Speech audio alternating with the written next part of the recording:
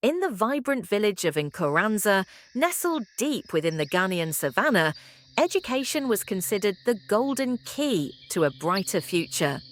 The elders often said, "A child with knowledge is a tree that bears fruit in every season." But even in this community where learning was prized, temptation had a way of luring the young away from the path of wisdom. This story centers around two inseparable friends, Kofi and Ama.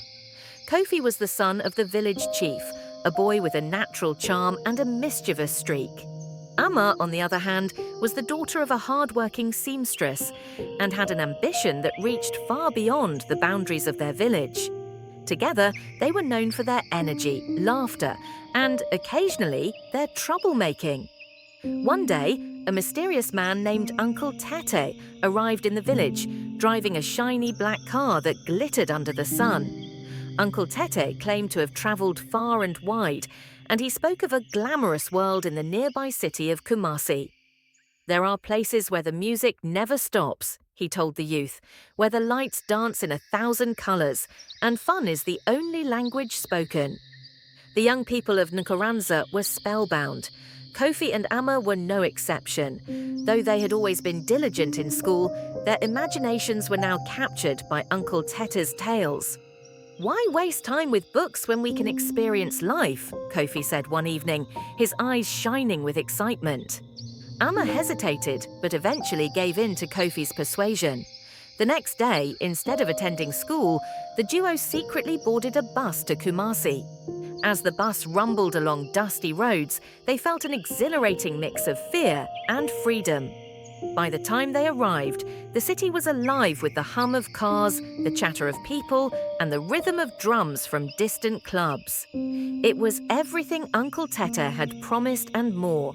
Their first stop was a nightclub called Eclipse, a place that pulsed with music so loud it seemed to make the walls breathe. Neon lights painted the room in hues of blue and pink, and the air smelled of sweat and perfume. Kofi and Ama were mesmerized. They danced until their legs ached, laughed until their voices were hoarse, and felt a fleeting sense of belonging. But the glittering world of the nightclub came with shadows. Their money disappeared faster than they had anticipated.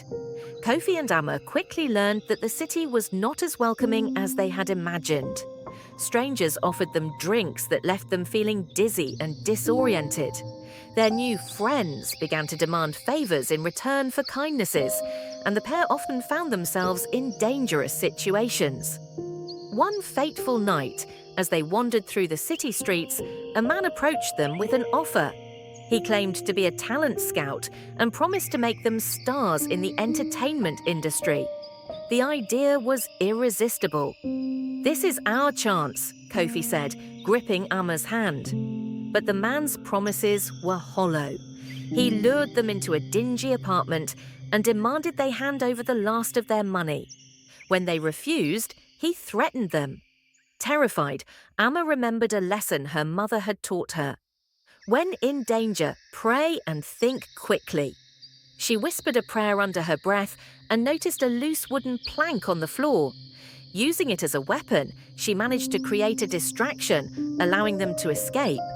They ran through the streets until they collapsed near a market, where an elderly vendor took pity on them. The vendor, Auntie Akosua, listened to their story with a mix of sadness and disappointment. "You children left the path of wisdom for the illusions of the city," she said, "but every mistake is a lesson if you are willing to learn." She gave them food and a place to rest for the night. In the days that followed, Kofi and Ama worked in Auntie Akosua's stall to earn enough money for their journey back to Nkoranza. They saw the harsh realities of city life, children begging on the streets, families torn apart by hardship, and dreams shattered under the weight of false promises. These experiences humbled them and made them yearn for the simplicity and safety of their village. When they finally returned to Nkoranza, they were met with a mix of relief and stern lectures. Kofi's father, the chief, was particularly disappointed. "You have brought shame upon our family," he said, "but shame can be cleansed with effort and sincerity." Ama's mother embraced her tightly, whispering, "Thank the ancestors you're home." From that day forward, Kofi and Ama dedicated themselves to their studies with renewed determination. They shared their story with their peers, warning them about the dangers of abandoning education and chasing empty dreams. Their experiences in the city became a cautionary tale that was told around evening fires, ensuring that other young villagers would think twice before straying from the path of wisdom. Years later, Kofi became a teacher,